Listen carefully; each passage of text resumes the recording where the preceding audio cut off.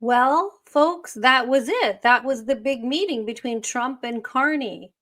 Carney barely said anything. He barely had anything to say. And the time when he should have actually said something, he said nothing. Now, one thing I like about Trump, which a lot of people don't like, and they've made the same complaints about Pierre, some women would say this, and men, they just don't like the way he speaks. I happen to love it. There's nothing that I appreciate more than somebody who talks like a real person. I mean, our whole lives we've seen this sort of candor and this sort of, upper echelon, very polite manner of speaking. And it's all fake because these people would just kind of stab you in the back anyway, right? Or not even that. It's just people, even at my work, just trip over themselves to be polite. And I just love the way that Trump goes, "You're fake news. You CNN, you should be worrying about your ratings. You're a loser. Biden was demented, completely incompetent." And I just love the way he says these things. I like it. Personally, I like it. But I could not believe the way he said about Christian Freeland, this clip here that I'm going to play you. Oh my goodness. And Carney, what is up with Carney? Here, let's watch this together. No, it's fine. It's there. It's good. We use it for certain things. It's there. We have the USMCA is a good deal for everybody.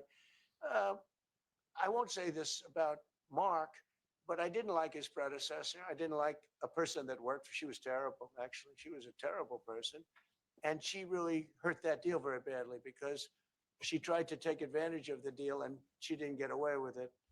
You know what I'm talking about. But so we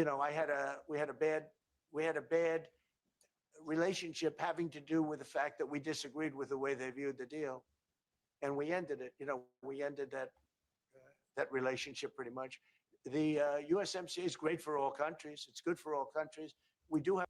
My gosh. Okay, I let that play a little bit, but he really, and I want, he's talking about Christopher Freeland. I don't, it is well known that he doesn't like Christopher Freeland. She must have really done something because he said this repeatedly. I mean, other than freeze bank accounts and run Canada into the ground and ruin deals or whatever, it was a bad deal. Trump knows it, and Trump is like, we don't like her.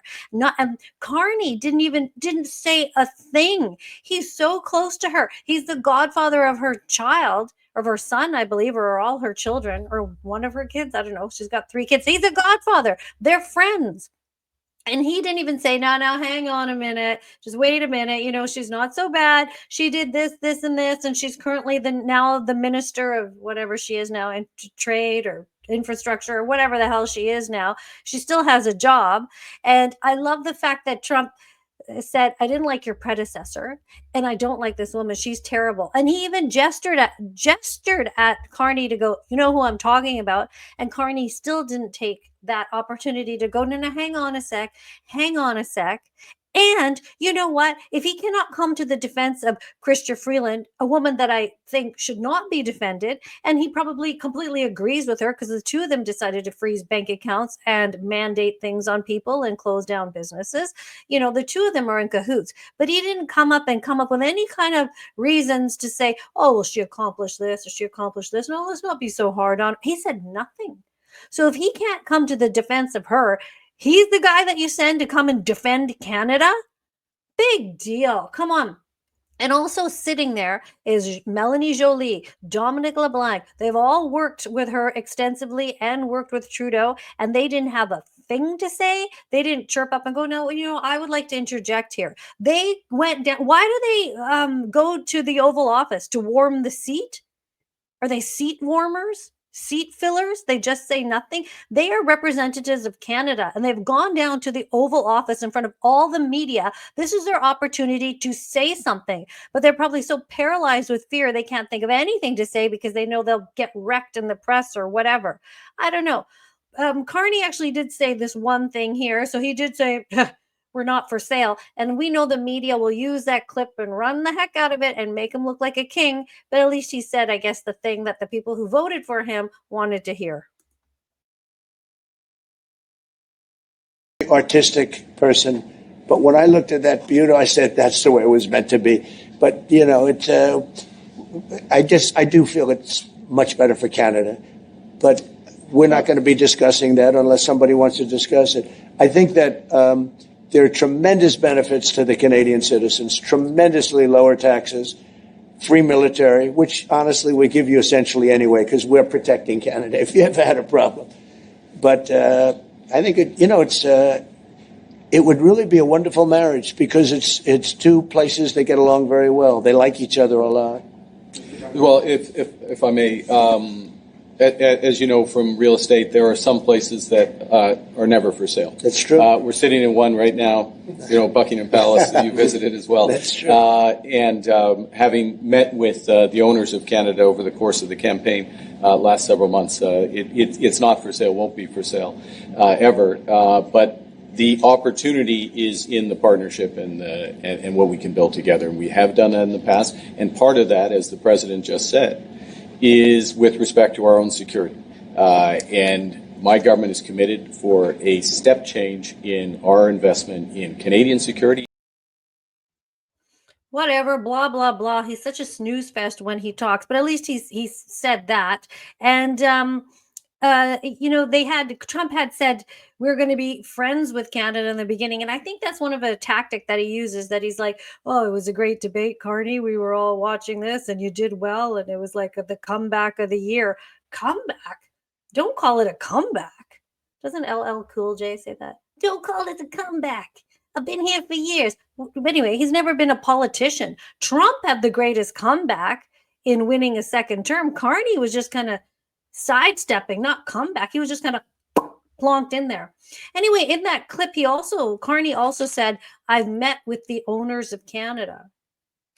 And who would that be? Is that the king? Is that what do you say? You've met with the owners of Canada? Who exactly are you talking about? All the people in your investments, the WEF people, all your elite peeps. Is that who you all talking about? Or your friends in Saudi Arabia and Qatar and whatever. Who exactly are you talking about? Or are you talking about the taxpayer? When you say, I've met with the owners of Canada, he could have then said, and by that I mean the taxpayers, Canadian citizens. Those are the owners of Canada. I work for them. He could have said something like that, but he didn't say anything like that at all. But anyway, it's so funny. Like there they are, all sitting there, the representatives of Canada, the people in government sent down there, and they're hey, sitting right here. And again, Trump is just like, I don't want your things. I don't want your steel. I don't want your aluminum. I don't want this. Trump is trying to say America first. And by him doing that, it is finally like slapping us in the face to say, hey, what about Canada first? We think we're so brave when we pull the Jack Daniels off the shelf and, buy Canadian jam or whatever we're doing, or Canadian juice or something like that. And we never thought to do this before. Meanwhile, Danielle Smith is trying to bang the door down to say, you've got to let us build our industries. So many pundits say Canadian business, people are going to leave here in droves because they cannot see a way to be successful here. People come and immigrate here and then go back to where they came from because they can't make a go of it here. And so when Trump says, I'm putting tariffs on the movie industry for screw Hollywood North, make it Hollywood. I'm putting tariffs on this and tariffs on that. He's trying to do this to protect America, although it might cost Americans more money in the end also. But he then is getting Canada to wake up and go, okay, look at yourself, right? And anyway, I love the way that he goes, I don't want your stuff. I don't want your stuff. And he says it to their face. Like anywhere else in the world. And to your question about, is there one thing? No, this is a bigger discussion. There are much bigger forces involved. And this will take some time and some discussions. And that's why we're here, to have those discussions. And that is represented by who's sitting around the table. See, the conflict is, and this is very friendly. We're not. This is not going to be like we had another little blow up with somebody else. That was a much different. This is a very friendly conversation. But We want to make our He's talking about Zelensky, and Trump also said in this meeting, we want that war to end. So at least he says that. He's not the type that goes around and goes, we'll do whatever for Ukraine and give them all the money in the world. He's like sitting there saying in front of their faces, I want this to end. And the other thing he also says is the woke DEI stuff. We don't get down with that. And he said that right in front of them. He said that in this meeting also. own cars. We don't really want cars from Canada.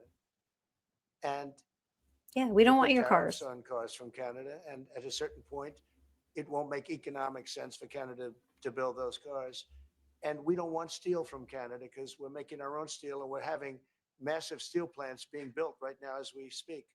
We really don't want Canadian steel and we don't want Canadian aluminum and various other things. So, Carney, what do you say about that? He actually said nothing there. I mean, he's saying it right to your face. That is your opportunity, Carney, to go, no, hang on a minute. This is why it'd be good for you. Okay. You need our steel because of this, X, Y, and Z. That is your opportunity on the world stage to say that to the press. But he did not say that. He had nothing to say. Nothing to say about that. But I just couldn't believe that, oh my goodness, the Trump and she's a terrible person, a terrible person. I love that. Yeah, bank account freezer, you get what you get, and you should be absolutely embarrassed. Now, somewhere in my videos here, I have, who surfaced today, not finally, how dare I say that, who came back to work, looked a little tired, but Pierre had some nice things to say before the meeting. One last thing, if I just got one last thing, today the President and the Prime Minister will meet. And we want to wish Prime Minister Carney a positive meeting. We hope that the President will honor our sovereignty and signal an end to these tariffs. We think that there should be a deal as soon as possible to end the chaos. There's too much collateral damage to innocent people, businesses and workers alike on both sides of the border. Let's put an end to it. Let's get a deal hammered out. I think also this was part of his problem because a lot of Canadians liked Trump and liked the things that he was doing. And we were very excited about the Doge. And a lot of people in Canada wanted our own Doge. And then when this anti-Trump sentiment really got forced hard in the news, then Pierre kind of backed off and said, oh, okay, this is not fair. You know, he became a little, hey, no, I'm not like Trump. I'm not like Trump. And so that alienated the voters that like Trump. So Pierre was a little bit damned if he did and damned if he didn't type of thing. And, it was, I think, a very difficult election to navigate. And we certainly hope there was no election funny business going on, although there seems to be a hell of a lot of funny business to get that man in there if you look at it all. But there you go. There's Carney and our representatives, LeBlanc, Joly, sitting there as seat warmers in the Oval Office with really not much to say when it comes time to chirp up about cars, aluminum, your good mate, Freeland. They sat there and they had nothing to say. And that doesn't show strength to me. That's the time where you actually say, no, excuse me, wait a minute. This is why you're wrong. And then this is why working with us is going to benefit you. I mean, that's your time to say that. You got to come up with something. One thing, Canada car parts, there's a 15% tariff on the car parts, but the foreign parts will not be tariffed. I did get that from the meeting. Anyway, there's a little bit of car news and Carney news. Okay, thanks for watching this video. There's my little YouTube channel ticking along on the bottom. Please subscribe. That really would help a lot. That would be so great. Trying to increase the channel. I'm having a lot of fun doing this channel, making these videos for you, and I hope you like them. And I will catch you soon. Okay, let's see what's going to happen later in the week.